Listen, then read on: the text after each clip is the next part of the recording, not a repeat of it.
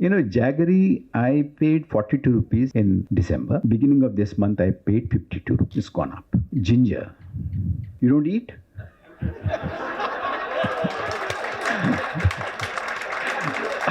I notice that there is a moody fatigue which has set in.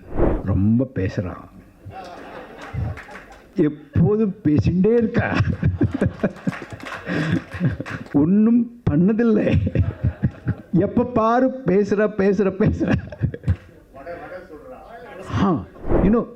You must have seen all those biggies who went to that Ram temple Pran Pratishtha. You think they're all communals? No, they are not. Once this government goes, they all will be secular. Actually, they are the biggest threat to this country. Our Prime Minister and Israeli Prime Minister are very good friends. We do not know, but they might say, Annada, da, poda, that kind of a close friendship they have.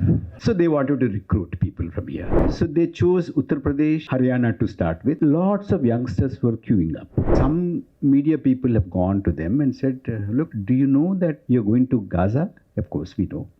Do you know that you might die because bombs are raining there and the shots fired, it's a war? They said, of course we know. Then why are you going? You know what the youngsters said? Instead of dying here without a job, let us go there. Our Aurobindo Pharma Ram, which is very famous in Delhi liquor scam and bail and approver and all that, the government of India they wanted to give a lot of incentives to pharma companies so that, we are the pharma of the world. Aurobindo Pharma was granted 1,000 crore PLI over the next 5 years. And some money was given in the beginning and some electoral bonds were also given. Much before ANI, he said something to Tandi TV. He said, people who are opposed to electoral bonds will come to regret it soon. Does that include the Supreme Court? Will the Supreme Court come to regret it? Chief Justice of India, does he come to regret it? What is the Prime Minister trying to say? Next year is 2025, 100th anniversary of the RSS. It is a part of a project. சரி, யாருக்கு ஓட்டு போட போறா? தெரியலடா. அப்ப தெரிஞ்சுக்கோ, நிறைய ID கம்பெனிங்க நம்ம தமிழ்நாட்டில் ஐடி பார்க்ஸ் ஸ்டார்ட் பண்ணிருக்காங்க. நம்ம சிஎம் ஸ்டாலின் நடத்தின குளோபல் இன்வெஸ்டர்ஸ் மீட்னால 30 lakh நியூ ஜாப்ஸ் கிடைக்குமா? 44 செஸ் ஒலிம்பியாடு கூட நம்ம தமிழ்நாட்டில் தான் நடந்துச்சு. அது மட்டும் இல்ல, சிட்டி இன்ஃப்ராஸ்ட்ரக்சர்னு சொன்னாலே டிஎம்கே தான்டா. அப்புறம் ஏன்டா தெரியாதுன்னு சொன்ன? சரி, அதான் இப்ப தெரிஞ்சிச்சுல, என் மொத ஓட்டு டிஎம்கேக்கு தான்டா. இந்தியாவை காக்க ஸ்டாலின் அழைக்கிறேன். எனக்கு தமிழ் தெரியாது, புரியும், பேச வராது. நீங்க பேசினா புரியும், நான் பேசினா உங்களுக்கு புரியாது.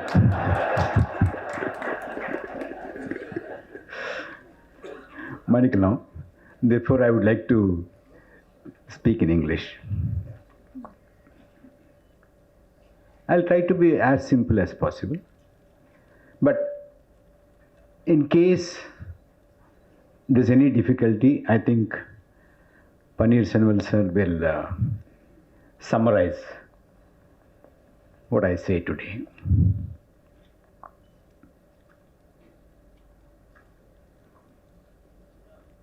Before coming here, we were sitting and having a cup of coffee, and I've asked Sri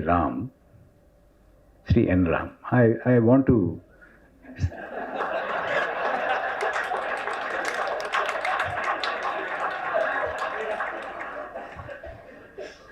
otherwise there can be a lot of misunderstandings. So I've asked them, how long should I speak? They were very generous and they said I could speak for about an hour or so. But I said I would like to have a Q&A, question answers also, some discussion. So I would limit it to about 40 minutes or so. Then we can have 15 to 20 minutes of Q&A. The reason why I said that we should have a Q&A is that I am not very fond of Man Ki Baat. I would like to have some kind of a dialogue also.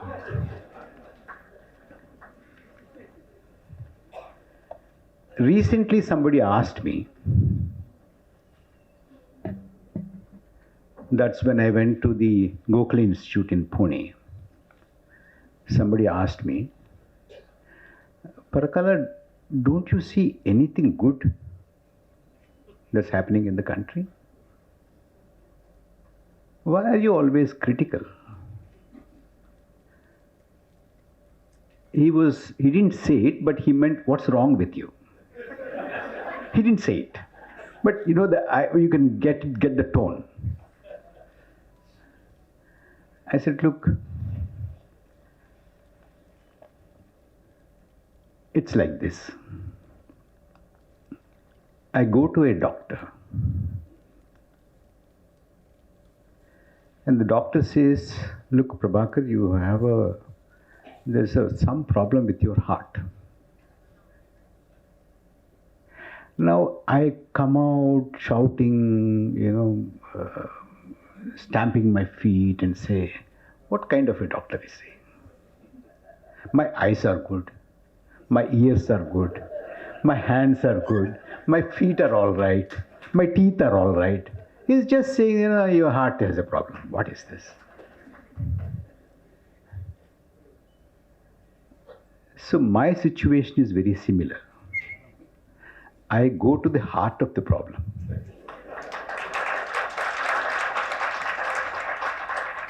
And for praising, your eyes are good, your ears are good, your nose is wonderful, your teeth are... There are people. There are channels, there are newspapers, and there are agencies who are interviewing the Prime Minister, which N. Ram referred recently, just now. So you have, that role is taken. So what is left for me and N. Ram is to look what is going wrong. Before I go into the details of what I'm trying to say today, I want to tell you that I'm not going to say anything at all that is not already known to you. You know everything that I'm going to say. What I'm going to do is to bring them all together, juxtapose them, put them in a context, and try to tell you what they mean for India. This is what I'm going to do today.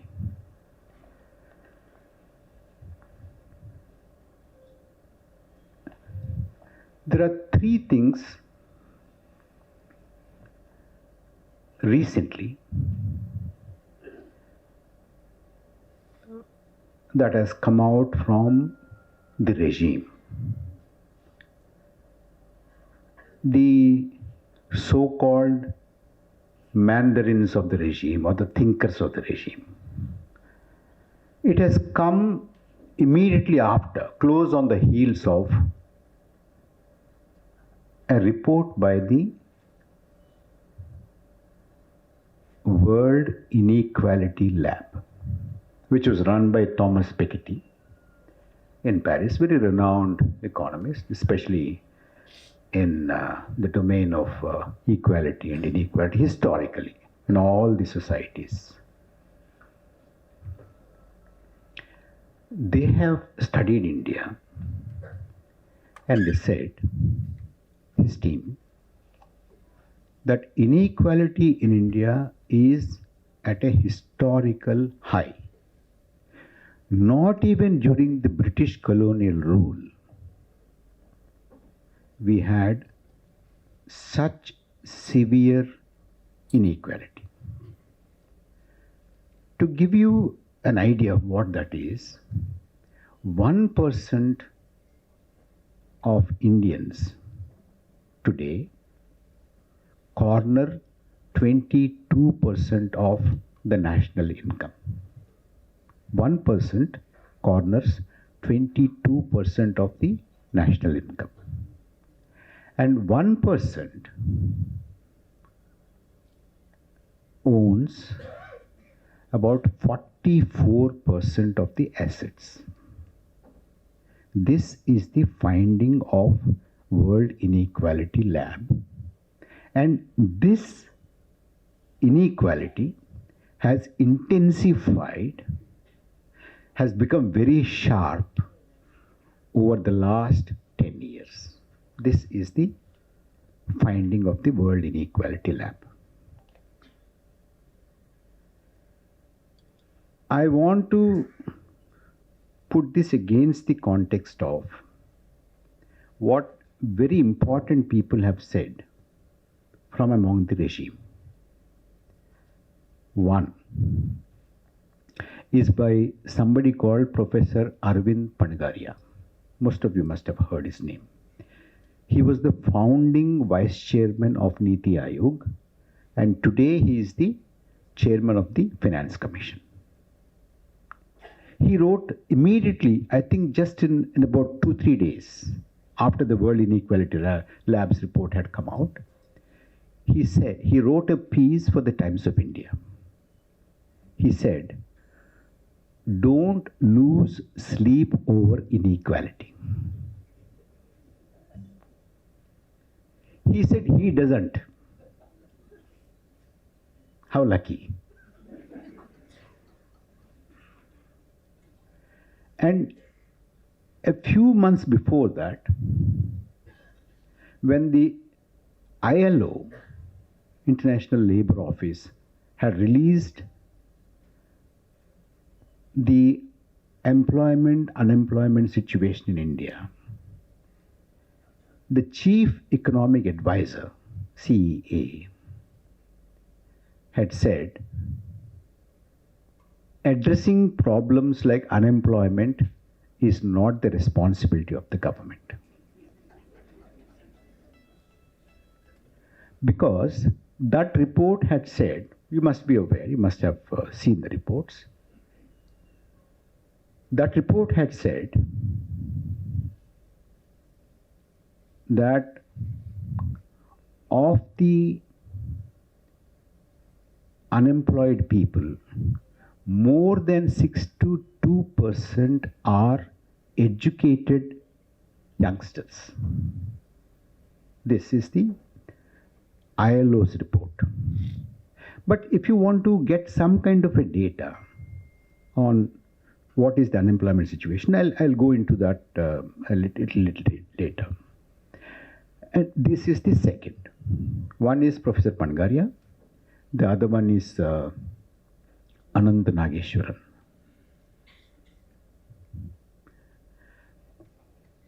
The third one is somebody who is a member of the Prime Minister's Economic Advisory Council. He said, supposed to be a very bright person. He said, there is poverty of aspiration in India. Poverty of aspiration, not opportunities. And he also elaborated it. What are our youngsters doing? What do they want to become? They want to become intellectuals? What nonsense. They want to become somebody like Mrinal Sen. And they don't want to become somebody like Bill Gates. They don't have the aspiration to become Bill Gates and Jeff Bezos, Mark Zuckerberg. They don't have this kind of an ambition. What kind of a people these are? This is the third person. I just want you to park these three ideas in your mind so that, whatever I'm going to say, we can later on put them in context. And when the World Inequality Lab report came, even today, I think even yesterday also, some people they've been writing. There are two types of people who are writing. One, of course, the most important is what Professor Panagari had written, that don't worry, don't lose sleep over inequality. The other is, look, there is no inequality. You're getting it wrong.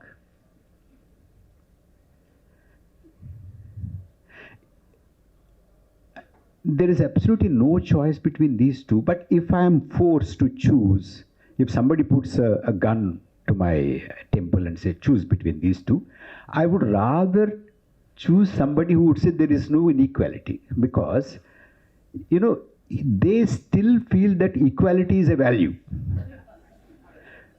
Instead of saying it's good to have inequality. That's what Professor Panagari was saying. I'll come to that later. And Professor Panagari says, it's good to have inequality. Let's have inequality. Okay, that is. So if you have to choose between those two, at least, people who are saying there is no inequalities, they still somewhere in their back of their minds, they still value equality. Anyway, not much of a choice, but if at all, you have to force me. If I'm forced to choose between these two. Just park these three ideas in mind.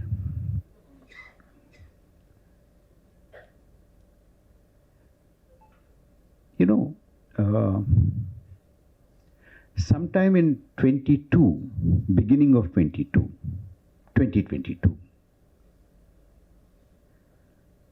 there was an advertisement by the Indian Railways for some jobs. They are called non-technical professional categories, NTPC jobs. They're nothing but, washing, cleaning, putting the chair here, moving it there, manual jobs. But instead of calling them manual jobs, you call them slightly, in a euphemistic way, you call them non-technical professional categories. So you feel nice about it. If you ask them, what are you doing? I'm a non-technical professional guy. You can say that, isn't it? Instead of saying that, I just move the furniture or clean or wash, things like that, it makes you feel good. Whatever it is, the number of jobs that were advertised were 35,000. 35,000. The number of applicants were 1,25,00,000. Did you hear me properly? 35,000 jobs were advertised and 1,25,00,000 applicants for these 35,000 jobs.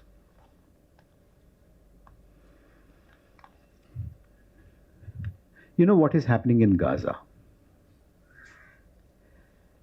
And the Israeli government had sacked all the Palestinians who were working in Gaza area under the government. So they wanted to recruit people to fill those positions from different countries. And our Prime Minister and Israeli Prime Minister are very good friends.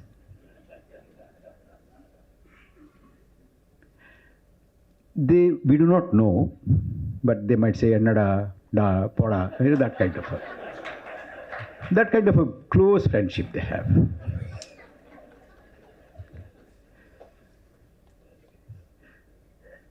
So they wanted to recruit people from here. So they chose Uttar Pradesh, Haryana to start with. And later on, after the last assembly elections, they've expanded that to Madhya Pradesh and Rajasthan also. And lots of youngsters were queuing up.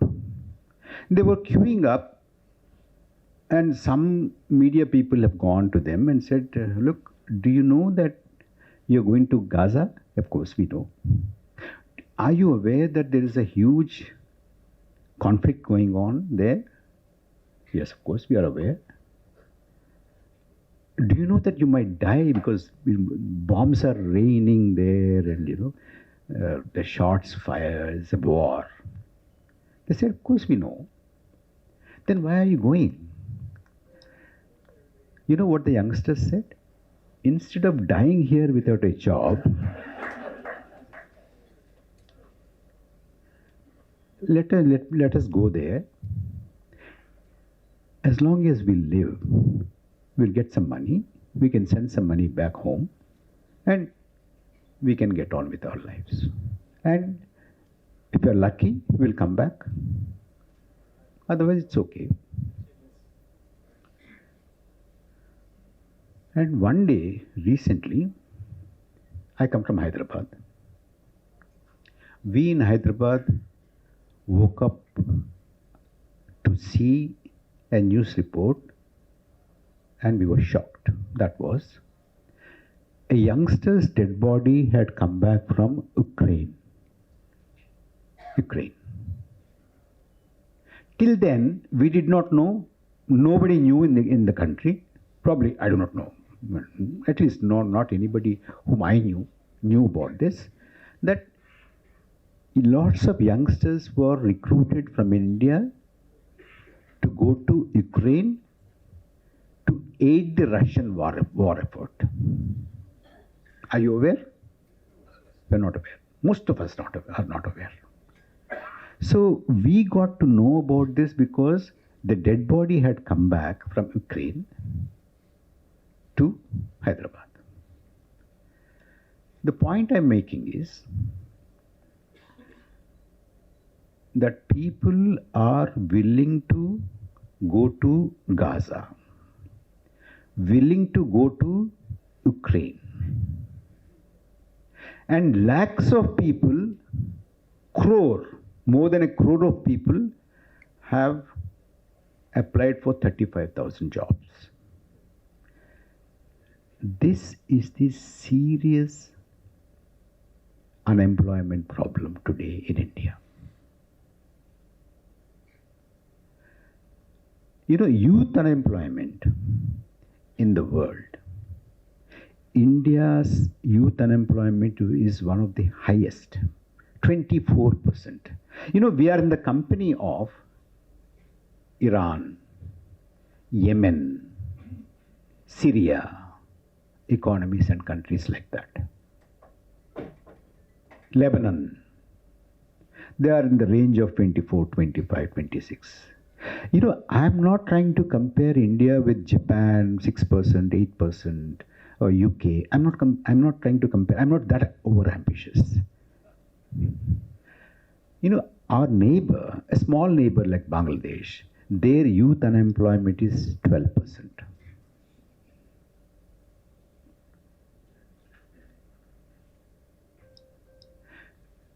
%24% youth unemployment is the headline rate. But if you want to break it down, the youth unemployment rate among 20 and 25 age group is 40%. So overall youth unemployment is about 24% today in India. And the recent ILO report, about which the CEC had said, it's not the government's job to look into these problems. The ILO report had said of the entire unemployed people, about 60 to 65% are educated youth. Educated unemployed. That's what. And I do not know, Hindu carried a good report on what the CEC had said. CEC had even talked about, there was a Cho Ramaswamy movie also. And of course, it's Ananthararayanan who said, I do not know. Of course, we also had a similar, because those days in 60s and 70s, lots of Telugu movies were also made in Tamil, and Tamil movies were also made into Telugu movies. So he also drew a parallel from that movie. I do not know to whom he is referring. Yeah, Muhammad bin Tughlaq. He said that People, they go on making some kind of promises. I do not know whether he meant 2 crore jobs or not. I do not know. I have no idea. But this is the CA who was saying about this. This is the unemployment situation. Sometime back, I think in the month of February, the government had given us a white paper on the economy. You must have all seen that. Somebody asked me, Prabhakar, what do you think of the white paper the government had given on the economy? I said, look, I never waited for the government to come out with a white paper because I get a white paper on the economy whenever I go to buy vegetables and whenever I go and buy my groceries. I do it myself. So I get a direct, wonderful, sparkling white paper on the economy once a week and once a month. Once a week when I go and buy my vegetables, and once in a month when I go and buy my groceries. I'm sure all of you are also getting a white paper, similar white paper, which is the stark reality, isn't it? There's no point in looking at the tables and graphs and colorful things, but this is, you pay hard cash and get things. And when I look at these things, I don't compare under Jawaharlal Nehru and under who. No. I'm trying to compare what I paid for in November or December 23 and what I paid just about in the first week. I'll give you a small example of it. You think about this. I paid 110 rupees for my dal in November, Srinivasgar. This month beginning, I paid 170. Yesterday when I said to somebody that, it is 170, he said, no, 230. And he sent me a picture.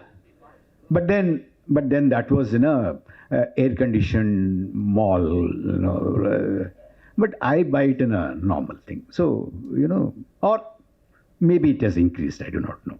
I don't know how much do you pay here.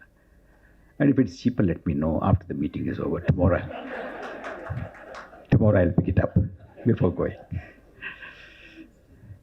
Jaggery, I paid 42 rupees in December. Beginning of this month, I paid 52 rupees. It's gone up. Sugar, I paid 34 rupees in December. I paid 45 rupees beginning of this month. Ginger.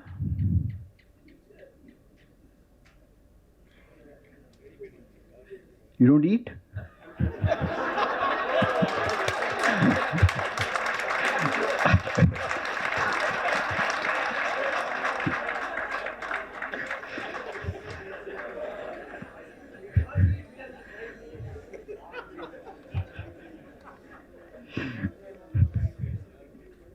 December I paid 95 rupees. Recently I paid 120 rupees. I sympathize with you. Green chilies, we eat a lot.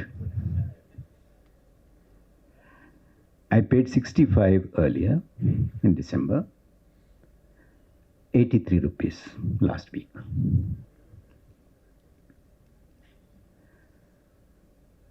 I'm not talking about what the economists call WPI, Wholesale Price Index, and CPI, not the Communist Party of India, Consumer Price Index. I'm not talking about those things, but this is my lived experience. When they say in journalism schools, they say if you want to know the weather, don't Google it. Just open the curtain and look through the window. So I don't have to wait for the government to tell me. But if at all, if you want to look at these things, don't trust the government much. Because government, especially this government,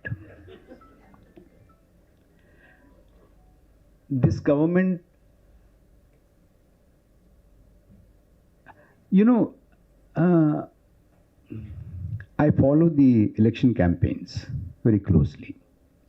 I followed the Karnataka campaigns also. In Karnataka campaign, the Prime Minister had said repeatedly in many rallies, he said, these opposition people abused me 99 times. Not 100 times. Not 98 times. A lot of precision. You must appreciate that. But if you ask the government and the Prime Minister how many people died during COVID, no idea. How many ventilators were there available to the people? No idea. How many migrant labor walked from Kerala to Bihar and UP and Punjab to Bihar and UP? They have no idea. But it's not that they are not capable of keeping a count. They do. They're very efficient. You see, otherwise, how will you arrive at 99? That is the precision with which they can, if they want. So the government doesn't give you much data. But there are now, fortunately, there are agencies like CMIE and other people who they give data. Now, if you look at these, they give you what is the, because you see, if you just look at inflation, the figure, you tend to get misled. And there are so many economists here. I think Venkatesh is here. You understand these things. I don't want to be technical, but a bit of technicality also is important in this context.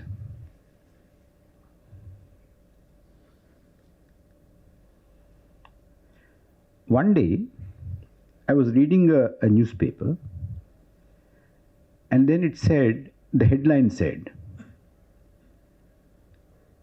inflation lowest in the last 4 quarters. Lowest. I said, oh my God, I should rush to the bazaar now and get something. But then, because I had a lot of time on hand, so I read what exactly it said. It seems, sir, it had fallen from 6.9% to 6.8%. Lowest. Technically, yes, lowest. But nothing to really, celebrate about. So not that kind of massaged figures, but the actual figures are vegetable inflation is about 27%. Pulses 19.5%. Cereals 7.8%. Spices 16.4%. Milk inflation 4.6%. Eggs inflation 5.6%. Sugar inflation 7.5%. If you want technical data. So this is the price situation. We have dealt with employment situation. Now there is price situation. And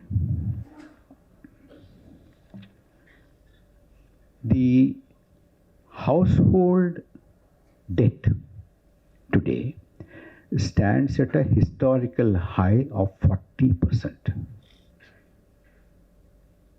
40% of household debt. Household savings is at a historical low of 5%. It follows actually. I don't have to say this because there's so much of unemployment, so much of price rise. How will you save any money? That is the, unimaginable distress. Do you know what happened last financial year, last fiscal? The total amount of money that was allocated to Manrega, Mahatma Gandhi National Rural Employment Guarantees Act, under that, minimum wages. The entire budget allocation, Ram, was exhausted in 6 months. A 1-year allocation was exhausted in 6 months. That is the kind of distress. No doubling of farm income, but a huge influx of people back to villages from the urban areas because there are no jobs.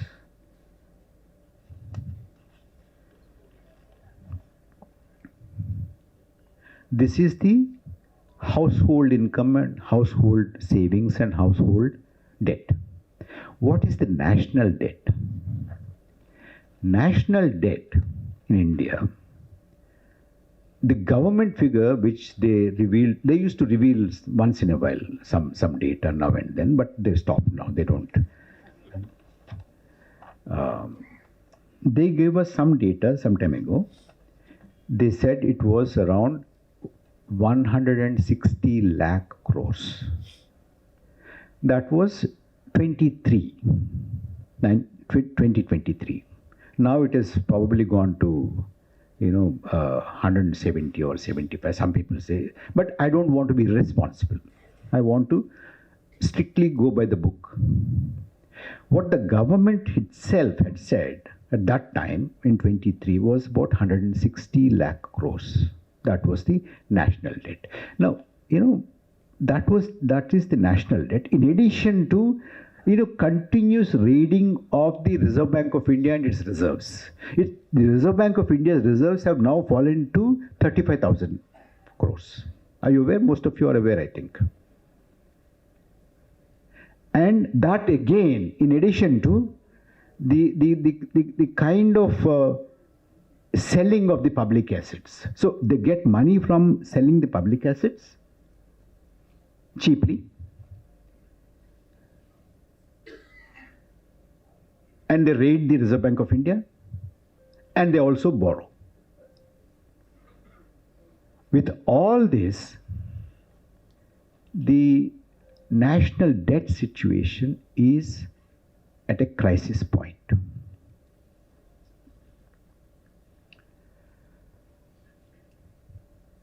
Domestic investment has been falling. Domestic investment has been falling.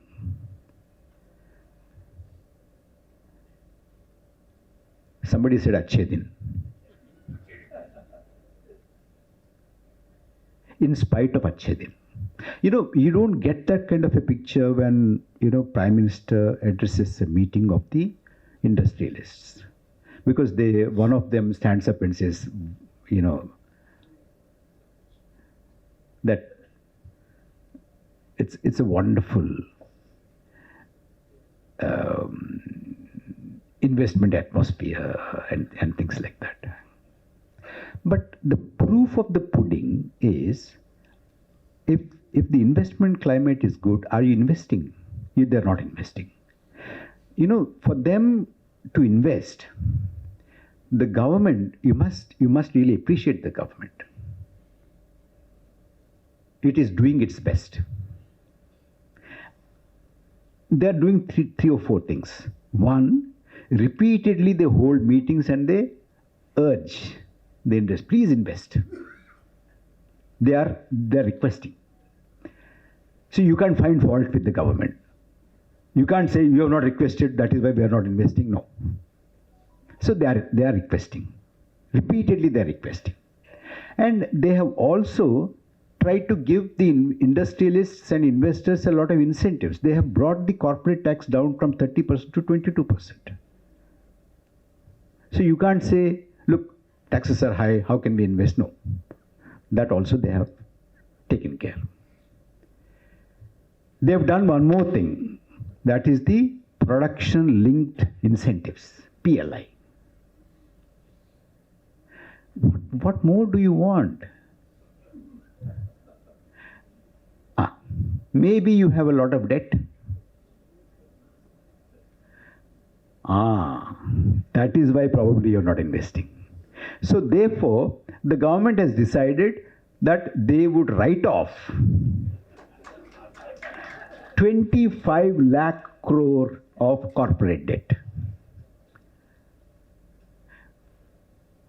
Debt is written off, corporate taxes are lowered, production linked incentives are given. On top of it, Prime Minister and everybody is saying, please invest. They're requesting also.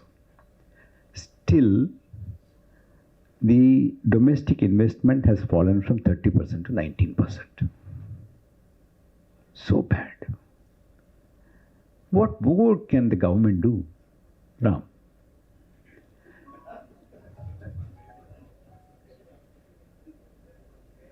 There's one more. That is, again, this has now come to the knowledge of people like us after the electoral bonds thing. We all thought government is doing a lot of things, giving production-linked incentives. But now we get to know that for production-linked investment, production-linked incentives, there's an electoral bond, quid pro quo. Our Aurobindo Pharma, Ram, which is very famous in Delhi liquor scam and bail and approver and all that, they have, because you see, the government of India they wanted to give a lot of incentives to pharma companies so that, we are the pharma of the world. And in order to encourage them, Aurobindo Pharma was granted 1,000 crore PLI over the next 5 years. And some money was given in the beginning, first year, and some electoral bonds were also given. So, electoral bonds are not just for getting a contract and getting a bail. They are also for PLI. Production linked incentives also are linked to the electoral bonds. So you have a lot of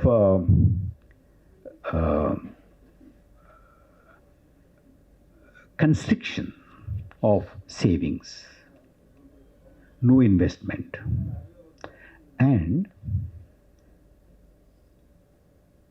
the atmosphere is such that a lot of people are giving up Indian citizenship, relinquishing Indian citizenship, surrendering their passports and going away.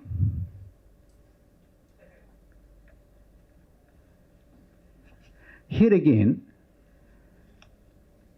we have data up to 2022 given by the government. In 2014, the number of people who relinquished Indian citizenship giving up passports was 1,29,000. 15, 1,31,000. 16, 1,41,000. Last figure that was available was for 22. After that, we don't have data. It is 2,25,000.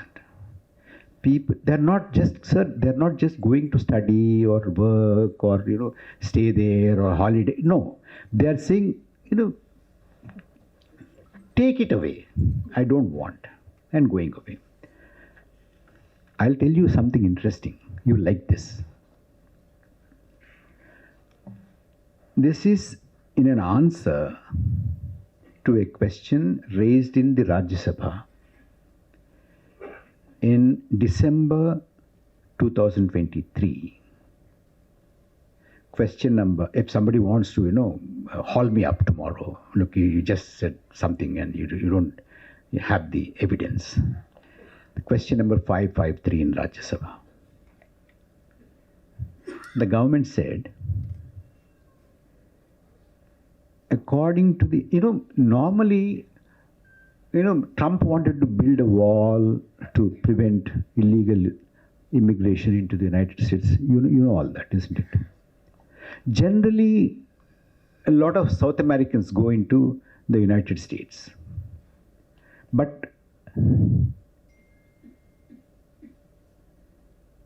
that is no more the trend. That's old trend. It is Indians who are at the top now.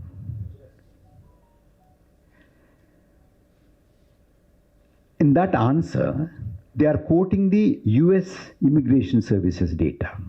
96,917 illegal Indian immigrants or illegally Indians tried to cross over into the United States. They were held. That is, we do not know how many were not held and who went in. We do not know. But people who were held officially stopped were 96,000. Somebody was saying about Gujarat. Now, you must know, from vibrant Gujarat, 23,000 of them. From vibrant Gujarat. You can't say normal Gujarat. So this is, I've taken too much time on the economy and economic justice and all that. Let me go to, Ram referred to,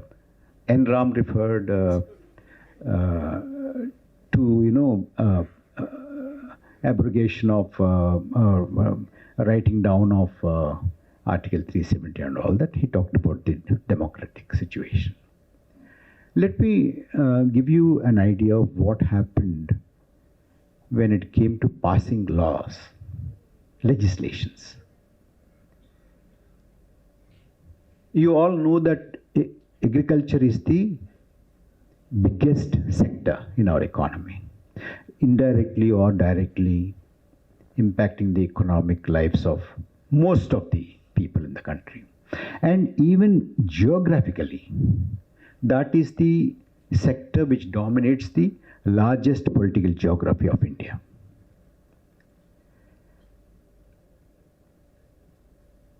Three legislations were passed in Lok Sabha and Rajya Sabha, of course, in Parliament. Not even 5 minutes of discussion took place. Not even 5 minutes. And there were protests. Again, there are protests, but we don't talk about the present protests, those days' protests.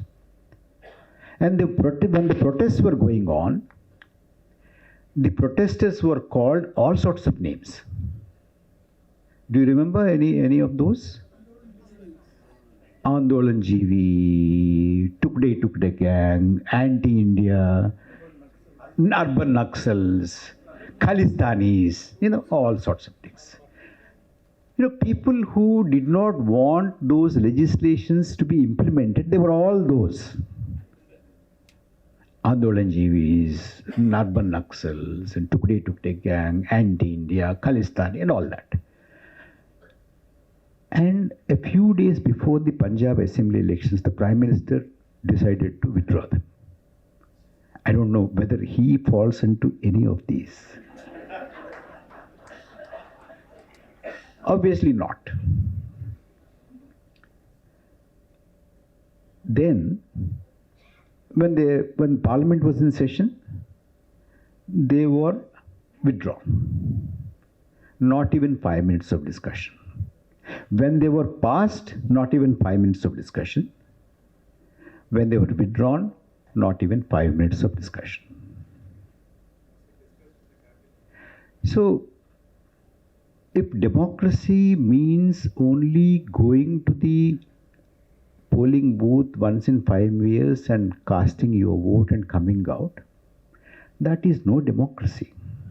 Democracy, as we understand, people like you and me, is a form of governance by conversation, by discussion, by dissent, by disagreement, by persuasion, by convincing people. This is a continuous process, it's a dialogue. So there is no dialogue. There is only Man Ki Baat. So this is the kind of polity that we have come to. Ma'am, stop me when I'll give you two more. Then of course I'll conclude and we can have some kind of a discussion.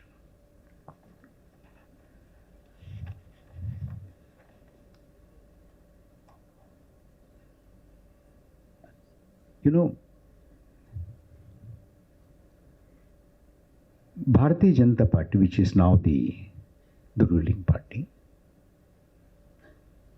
if you go to if you go to their website, they tell you that they are the world's biggest political party. Not only India's biggest political party, but world's biggest political party. The world's biggest political party has no place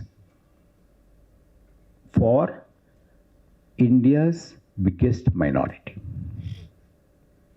I'll tell you how. This is the first ever time in India's political history that the largest minority of India, that is the Muslim, has no representation in the cabinet or the council of ministers in the union. And the largest state in India, Uttar Pradesh, which also has the largest number of Muslim minority,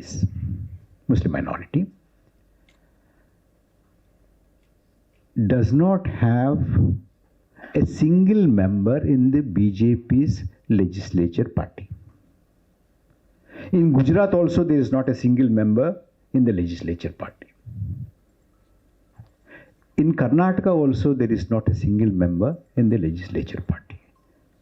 You might feel that there is no member, but not even a single person was even given a ticket for the assembly elections in Uttar Pradesh, Gujarat and Karnataka. So it is a complete rejection of the largest minority in this country. So it gives you a foretaste of what is going to come if this government, if this party returns to power. I want you to pay attention to this.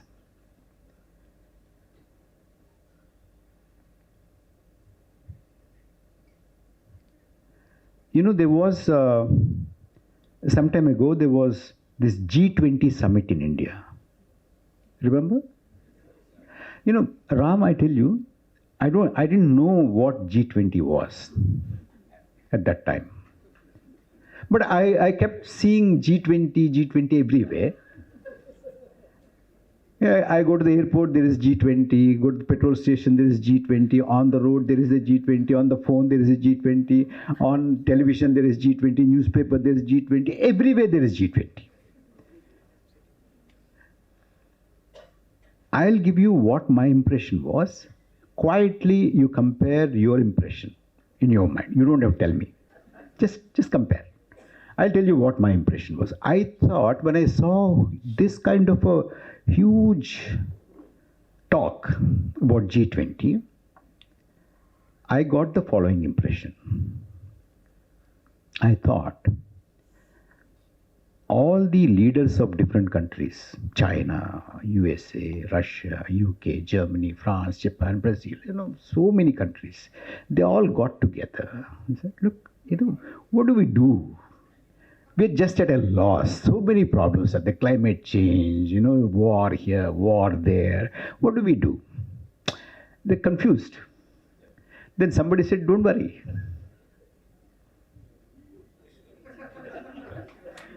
We go to Vishwaguru. Oh my God. And Vishwaguru will. So they all came. Not only this, this is my impression. Not only they just came, they prostrated and said, look, see, rescue us. Solve these problems. Then we said, don't worry. We had organized some dance, good food and meetings and all that kind of a thing. And they all hugged each other, There were a lot of bonhomie and they went away with a lot of solutions and all that. That's the impression that I had. I don't know about you. But after that, after my excitement calmed down a bit, then I Googled, then I came to know, this G20 was held last year in Indonesia, this year now here, and it's already gone to Brazil, and after that it'll go to somewhere else. This, it seems, is a routine thing. I didn't know. And we had what is called a good catchy slogan. What is it? You don't remember? Vasudhaiva Kutumbakam. Vasudhaiva Kutumbakam. You know what is Vasudhaiva Kutumbakam? Vasudhaiva Kutumbakam is the entire earth is one family. Then somebody asked me, oh, if the entire earth is one family, Manipur is not a part of it? Manipur is not? And what about those people who eat that? What about those people who speak that language? They're not part of it? What about those people who wear that? But Vasudhaiva Kutumbakam, not Manipur, not people who eat this, not people who wear that, not people who speak this language, but entire earth is one family. This is what happens is that Sanskrit, of course, is a good language, wonderful language. It's good to learn. But don't be fooled by thinking anything which is in Sanskrit is wonderful. No. And anything which is written in Sanskrit is also not ancient. Not necessary. You can cook up something now. It will sound as though it is ancient, but it is not. Like, for instance, I tried to see what is this Vasudhaiva Kutumbakam, and it turned out it is from a much, much later Upanishad called Mahopanishad. It's nothing to do with those, 10 Upanishads on which our Adi Shankara had written commentaries and all that. It is nothing to do with Ishavashyam, Kena, Katha, Prashna, Munda, Mandukya. No, nothing to do with all those. It is a very minor kind of an Upanishad called Mahopanishad. And you must also know what exactly is the text of it. Then you will know why the constitution makers have taken that, and whether these people understand it or not. Ram just says this: Ayam nijaha paro vetti ganana laguchetasam. Udara chiritanam tu vasudhaiva kutumbakam. It simply means don't get confused. It's nothing. It's this small, very normal kind of a thing. It is an assertion of. It's a description. It's not an assertion of a creed. It's just a description. It only describes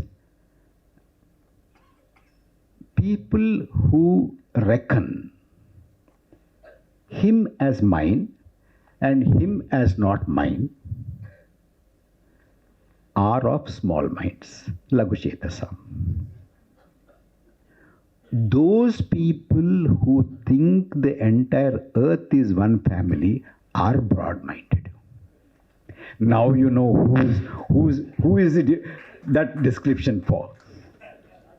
But these people don't know. They think it's a great thing, and they fooled us.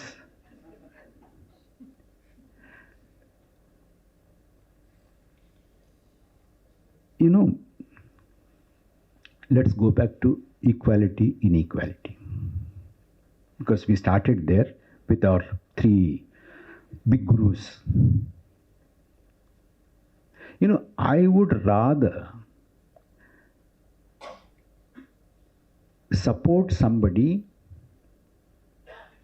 who fights against inequality but fails, may not succeed, rather than those people who say that inequality is good.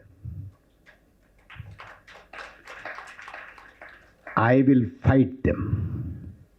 And I think today our duty is to fight those people who think inequality is good. I think the duty is to fight those people who would say, look, take these 5 kilos of rice, you're a poor fellow. And I'll give you 5 kilos of rice and shut you up. But I will give 5 airports to my friend. This regime I will fight.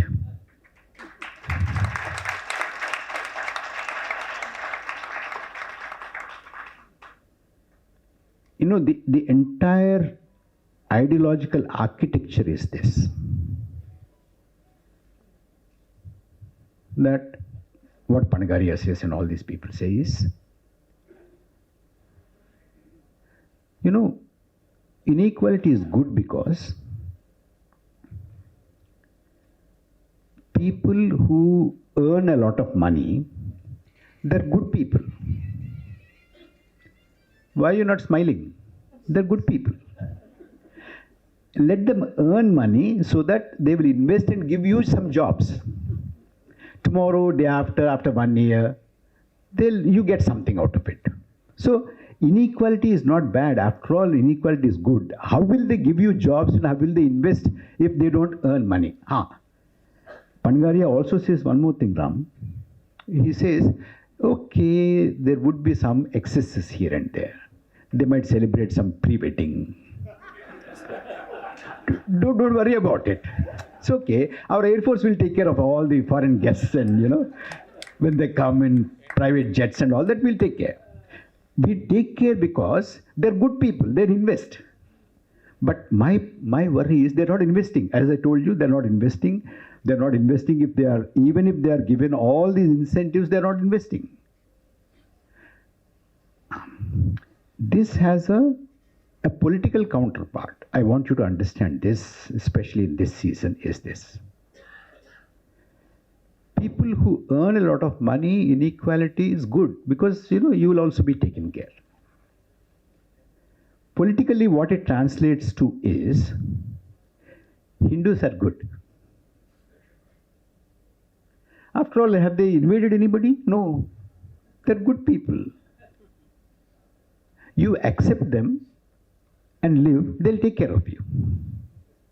The only thing is, you have to agree to be second class. Now, we do not know what will happen tomorrow. So, on the one hand, the economic architecture is this, inequality. On the other hand, the political architecture is this, inequality. Religious inequality, economic inequality. Social inequality, economic inequality. This is the, not Vishwaguru, but the Vishwarupam of the present regime's ideological architecture. And they will bring in so many things. Let me not elaborate. I think I've run out of my time. So I'll end here. But having come all the way, Vijayji had called me, Ravi had called me, Mr. Ram had called me. I'm trying to avoid Ram. So,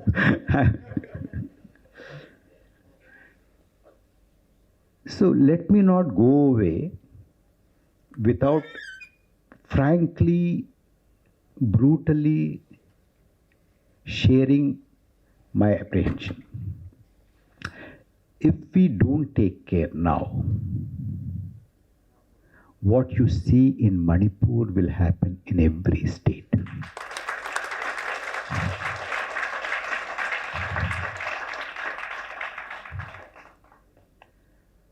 Generally, Northeast is not a major part of our political imagination. Therefore, we don't bother. It's almost more than 1 year now. It's been burning. Every day it is burning.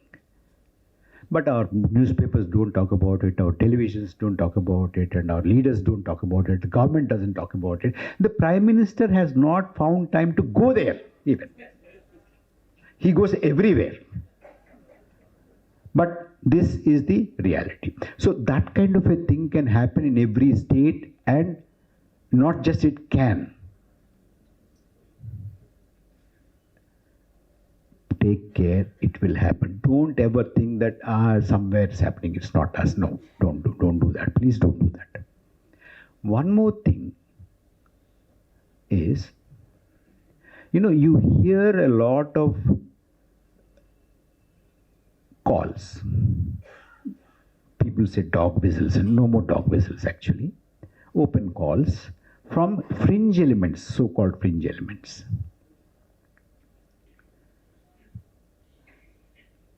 Economic boycott, lynching, marking of houses, call for arms, and all that. And very funny slogans. Somebody who knows good Hindi here? जब मुल्ला काटे जाएंगे, जय Shri Ram चिल्लाएंगे. Such kind of, slogans on the roads of Delhi, the capital. Now, nobody responsible in the government or in the ruling party says anything about these things. Nobody condemns them. They're quiet, which means they're endorsing it. Now, these are all fringe elements, so-called fringe elements. But if this government comes back, Vijayaji, such calls you will hear from the ramparts of Red Fort. And before I shut up, let me say this. Whatever I have said today, I have said with utmost responsibility. One, I did not say anything with pleasure. I said it all with pain. But these are real dangers. Kindly don't brush it aside. I think, nothing will happen. Somebody was telling me the other day, I was in Guntur, a very senior politician, he was a member of Rajya Sabha and all that. He said, Prabhakar, Indian people, they know what to do. Don't worry. I said, sir, were you in jail during that time? Yes.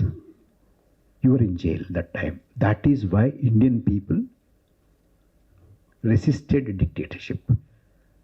And Ram was saying about it, isn't it? So today, don't be complacent that, things will be taken care. No. We have to make it happen. There is nothing inevitable. You have to act. It is the political agency, it is the human agency which will stop this kind of a brutality, this kind of a dictatorship and majoritarian rule that we see today. Please stop this. You have to take action. And you have to make this happen. Don't ever be under the impression that everybody is taking care. No. You have to take care of this. Thank you very much. இப்போ சமீபத்தில் இந்த தேர்தல் நேரத்தில் சிறு சிறு குறும்படங்கள் நம்மளுடைய கைபேசியில் வருது.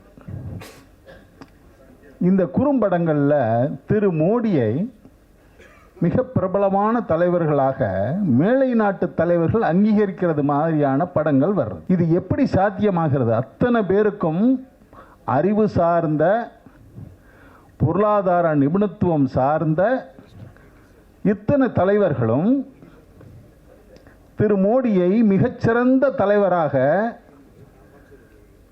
காட்டக்கூடிய ஒரு வாய்ப்பை இவர்கள் சிறு சிறு குறும்படங்களின் மூலமாக வெளியிடுகிறார்கள். நம்முடைய பொருளாதாரத்தில் நீங்கள் சொன்னது மாதிரி every day we are suffering out of price rise, communal problem, insecure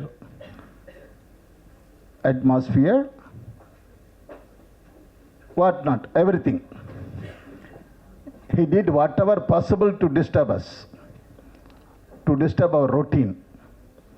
But we are seeing small clippings posing Mr. Modi as the biggest leader. How this is possible? Just, I want to know. I'm little confused. Thank you very much for your nice speech and advices. The question is, the last 2 years I have been watching public politics and development in all over India. I am from Indian Democratic Redemption Movement. The question is, how to narrate to the common public about this Modi government. I have been watching Hindu, all the paper, TV, so many, but no one able to exactly narrate to the common public. I don't know how to narrate to the poor people, common people, middle class people about this simple word. When he came 2014, he said Acha Din, like that simple word he came. Now we couldn't able to narrate properly. Even political parties are failed to narrate. Even big stalwarts are there. Simple way how to narrate to the common public to understand about their future and current situation past 10 years. Please explain, sir. Thank you. May we know what is the alternative for all this economic unemployment, price rise like that? What can be the alternative, please? I have a question on the EVMs. To what extent should we be anxious and factor in any manipulation of the EVMs? That is my question. Sir, what would be the biggest challenges for the incoming government if BJP is not elected? Sir, actually, initially you mentioned about the bureaucrats who are communalized, but these bureaucrats who are now handling all the administration of this country have read the constitution, its secular features and all the other fundamentals of the constitution which was written by Ambedkar. But what is the impact of this Modi government and RSS on this bureaucratic machinery? Because in few years this Modi government also can be overthrown. What's the impact of this Modi government and RSS over this bureaucracy which will administrate this country for the future near 20 or 30 years? This setup is going to rule the country. One note of caution to everybody. Just because myself, Vijaya ma'am, and Ram and Paneer Selvam, we are sitting here, don't assume that we know everything.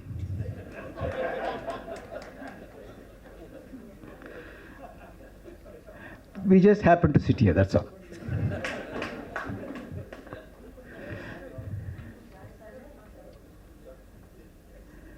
We don't know much. And number one is PM cares. We don't know. We have no idea. Only thing we know is that, when it was floated as, we got the impression that it's a government kind of a thing because the Prime Minister's thing. And we confirmed that in our mind because all the government employees were asked to donate 1 day of their salary to this PM case. So a lot of money had gone. And then, of course, a lot of firms and individuals, everybody had donated. But now they say nothing to do with the government. And you can't even ask questions about it. It doesn't come under RTI. It doesn't come under RTI. So nobody knows, like we did not know about the electoral bonds till the court had said, because I mean, whatever the Prime Minister might say to, ANI or before that Tandi TV, whatever he might say, because much before ANI he said something to Tandi TV, isn't it? He said two things which Andram also had referred. I would like to share a few thoughts on that. He said people who are opposed to electoral bonds will come to regret it soon. That's what he said. Normally, somebody like us, we are used to political leaders saying, whenever court said something, the first reaction of any political leader, political party, MP, Prime Minister, Minister, anybody would say, we respect the court. But did you hear that? Did you hear that from this Prime Minister or anybody in the government? No. Not even for the sake of formality. We know most of them don't mean, but say something.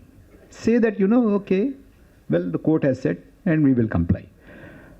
They have not said that. One. The other thing is that made me ask the following questions. When the Prime Minister said that those who oppose the electoral bonds will soon come to regret it, does that include the Supreme Court? Will the Supreme Court come to regret it? Will the 5 judges sitting on that bench, do they come to regret it? Ram. Do the Chief Justice of India, does he come to regret it? What is he trying to say? What is the Prime Minister trying to say? Suddenly there will be an epiphany, people suddenly realize when sitting in the morning under a tree, such a wonderful scheme. Unnecessarily we have misunderstood this. Will they come to some kind of a sudden conclusion like that? And they'll say, oh my God, unnecessarily we did this, I feel regret that I shouldn't have, suspected the electoral bonds. Such a wonderful scheme. Will they come to realize that kind of a thing? Or is it a threat?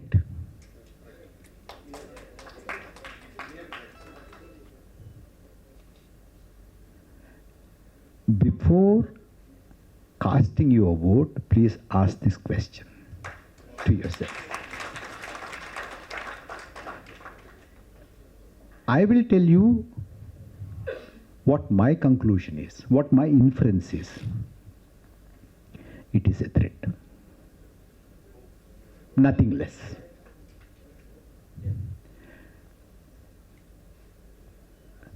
PM Cares also is like that. So these propaganda, padao, they will do that. They will do that because they want to win.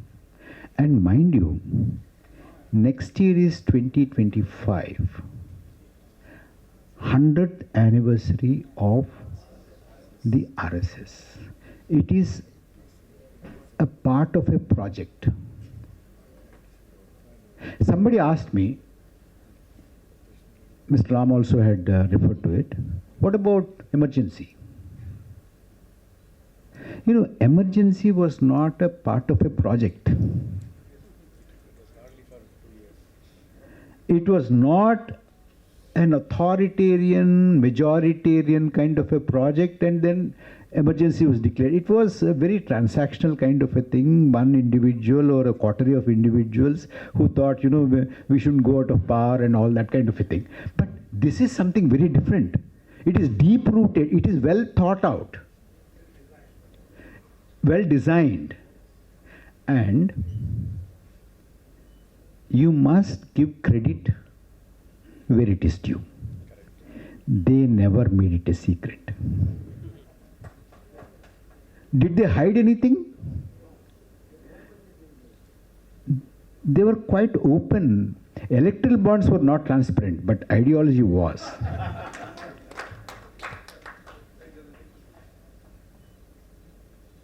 So, they do this. But I can tell you that people are slowly realizing. I noticed, I've been going around quite a lot. I notice that there is a Modi fatigue which has set in. अरे बहुत हो गया, बहुत बोलता है, ரொம்ப பேசுறான், எப்போதும் பேசிண்டே இருக்கா,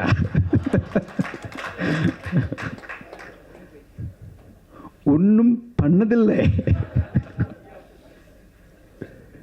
எப்ப பாரு பேசுற பேசுற பேசுற.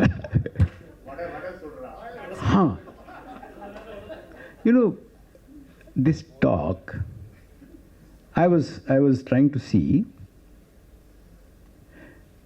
India is the fastest growing economy in the world. Do you know?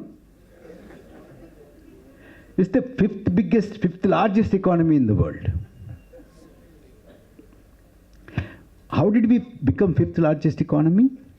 We became fifth largest economy by overtaking UK.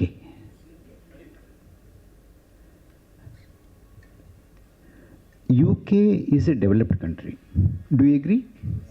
It is a developed country. Now, when you overtake a developed country, what have you become? But you will become a developed country in 2047. But you have already overtaken UK. I can't understand this. What is the logic? I overtake Ram, and I tell Vijay Shankar, look, in 2047, I'll be bigger than Ram. I've already overtaken him. So this is fooling around. So every time, 27, 32, 47, what's all this? Niditha.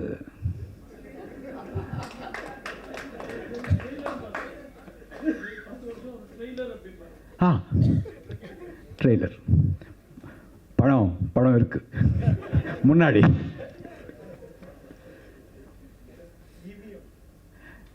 Sir, ma'am,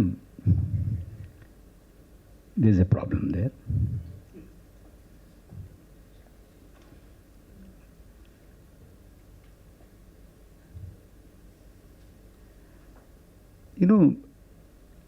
A lot of details are coming.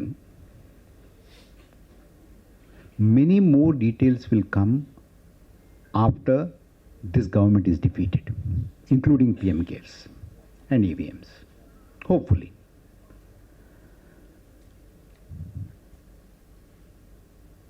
Even in Varanasi, people say more votes were counted than they were polled. Have you heard this? Yeah. So there's a problem there. But, if there is a marginal kind of a thing, then manipulation is possible. But if the if the voting in favor of sacking these people or against these people is overwhelming, no EVM can really do anything. And that is why I tell everywhere I go, please don't sit at home. That people are doing, no. Because you see, this is not an election where you can take a chance.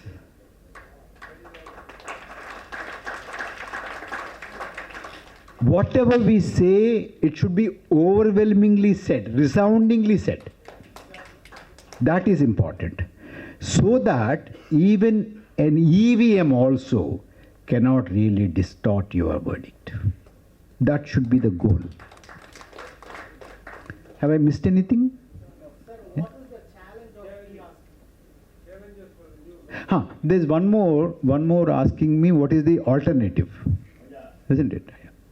There was a question about the bureaucracy. I already dealt with that. Not bureaucracy, but what has happened to the polity. And don't think that those people who are supporting this particular ideology regime, they're all so passionately in favor of this regime or passionately in favor of this ideology. Don't think. There are three categories of people, as far as I understand. One is people who want Hindu Rashtra to be established in this country. There are people like that. Nothing wrong. Nothing wrong means we don't agree with it, but there are genuine. Nobody has any place. This is a Hindu country. There's somebody who's asking me, look, Muslims have a country, Christians have a country, Buddhists have a country. Why can't Hindus have a country? People ask me like that. Their concern is genuine, misguided, all right, but they work for it, and they've been working for it. There are people, till yesterday, you must have seen all those biggies who went to that Ram temple Pran Pratishtha. You think they're all communals? No, they are not. Once this government goes, they all will be secular. They will start buying Hindu.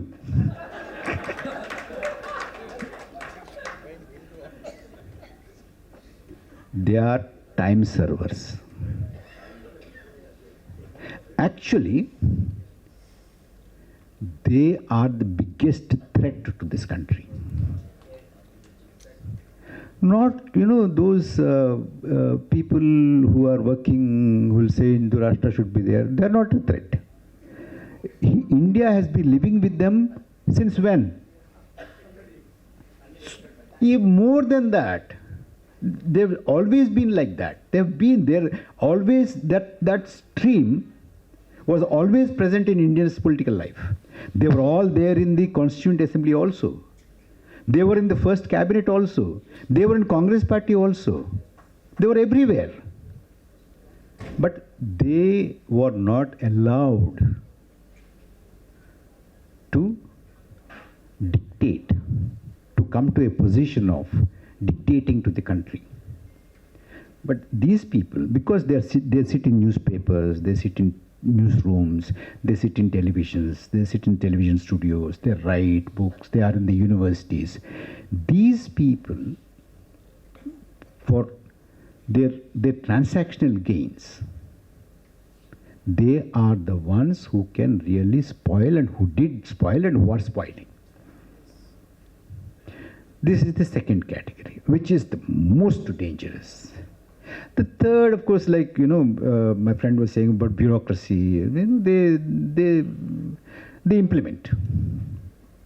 They will also go back to whatever the government says, whatever the ruling party says and the ruling ideology says. So of the three, the second is the most dangerous.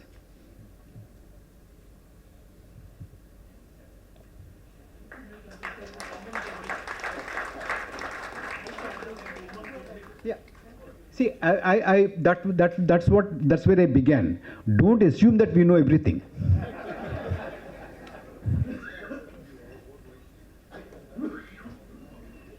as I said, the secularism also, constitutional values should have an army, prepare those armies. And, and another thing, just last one sentence let me say is this.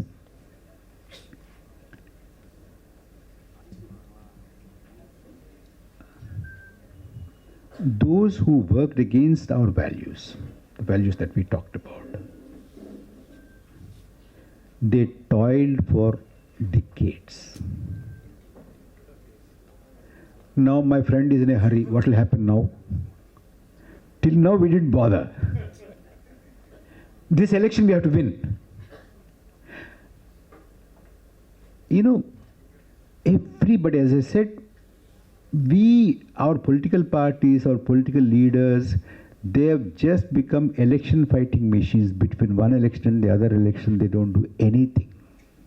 No ideological work, no political work. It used to be 60s and 70s. Otherwise, you see, this kind of an ideology, the most auspicious time for this ideology to flourish was immediately after independence, immediately after the partition. When thousands and thousands of dead bodies were going from this side of the border to that side of the border, and from that side of the border to this side of the border, that was the time when communal passions were at their peak. But the leadership of this country, in almost every political party, they said nothing doing. I have to tell you this. We had Constituent Assembly meeting from, I think, December 46 to 49, November 49, 3 years almost. When they were meeting, country was in a turmoil. Negotiations for partition, independence, direct action, Jinnah, all that kind of a thing. And then hundreds of people were displaced, killed, bloodshed. Gandhiji was going around here and there. And most of the people who were in the Constituent Assembly were also in the government. They were discharging those responsibilities and coming and sitting here and discussing and debating. Just imagine. And when in the civil society, where they were living and working and walking on the streets and coming into the Constituent Assembly, they are seeing the communal atmosphere. And they come inside. For 3 years they deliberated and decided to give ourselves a secular constitution. In spite of the kind of things that were happening in the civil society, they came in and said that this country belongs to everybody. Isn't it great? Today, we have Hindu Jinnahs in power. We should not have them. Let us remember the values that so steadfastly were championed and put into the Constitution. It's a miracle to have that kind of a Constitution during those times. Not now, not 10 years ago, not 15 years ago. Not when, it was not made when things were placid, things were happy, things were, Hindu, Muslim, Bhai. No. When people were at each other's throats, at that time, we decided to have this kind of a diversity. And when there were so many kingdoms in India, we decided to have a federation, a federal structure. Because natural tendency could have been to have a unitary structure, isn't it? That we have to control everybody. No. See, look at the contradictions through which our people have waded, and gave us this kind of a plural, secular, a document that is wedded to equality, federalism, respect to every religion, respect to every language, respect to every people, respect to every region. It's a miracle. Please don't let that noble work to be undone.